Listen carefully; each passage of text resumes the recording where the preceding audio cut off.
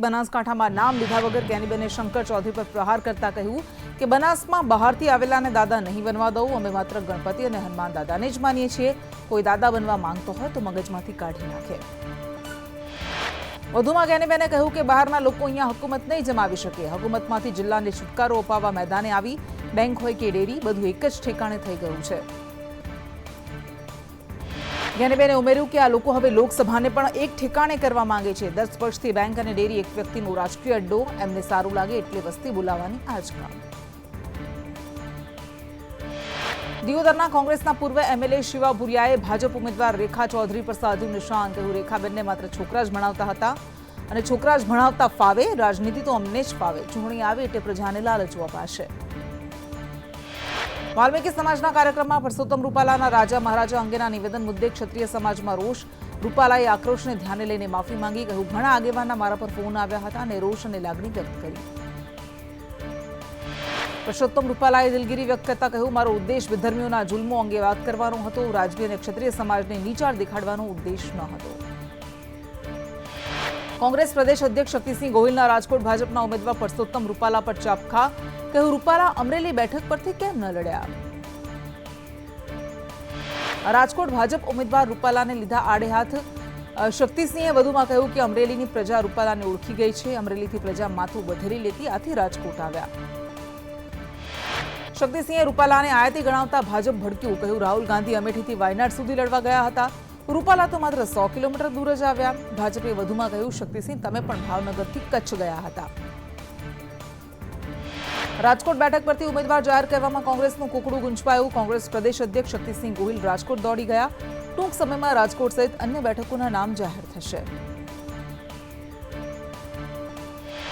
શક્તિસિંહ ગોહિલે કાર્યકર્તાઓ સાથે યોજી બેઠક. કહ્યું, કોકડું કોંગ્રેસમાં નહીં, ભાજપમાં ગુંજવાયેલું. અમારે ત્યાં આંતરિક લોકશાહી છે. શક્તિસિંહ ગોહિલે કહ્યું, 24 બેઠક પરથી કોંગ્રેસના ઉમેદવારો લડશે ચૂંટણી. એક તરફ ભાજપમાં 5 લાખની લીડથી જીતની વાત, વડોદરા અને સાબરકાંઠામાં ઉમેદવારનો ચૂંટણી લડવાનો ઇનકાર. રાજકોટ બેઠક પર કોંગ્રેસમાં જૂથવાદ ખાળવા શક્તિસિંહે 2 નિરીક્ષકો નિમ્યા. પુંજાવંશ અને ભીખુભાઈ વડોદરિયાને નિરીક્ષકની જવાબદારી. રાજકોટ શહેર અને જિલ્લાના આગેવાનો કાર્યકર્તાઓને સંભાળશે.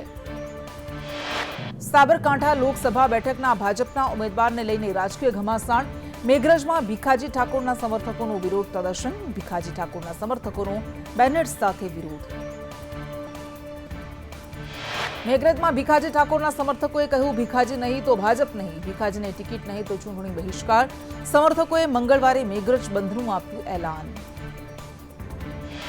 અરવલ્લીમાં ભાજપને વધુ એક ફટકો. ભાજપ જિલ્લા પંચાયતના સદસ્ય કનુ મનાતનું રાજીનામું. જિલ્લા પંચાયત સદસ્ય સહિત તમામ હોદ્દા પરથી રાજીનામું. ભીખાજી ઠાકોરના સમર્થનમાં રાજીનામું આપ્યું. રંજનબેન ભટ્ટના સમર્થનમાં કાર્યકર્તાઓ આવ્યા મેદાને. મંગળવારે બપોર પછી કોઈપણ સમયે આત્મવિલોપનની ચીમકી.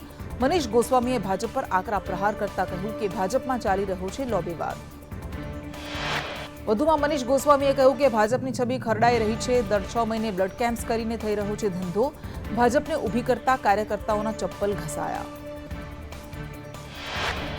ઉમેદવારોએ ચૂંટણી લડવાનો ઇનકાર કરતા વડોદરા અને સાબરકાંઠા બેઠક પર ભાજપમાં પેચ ફસાયો.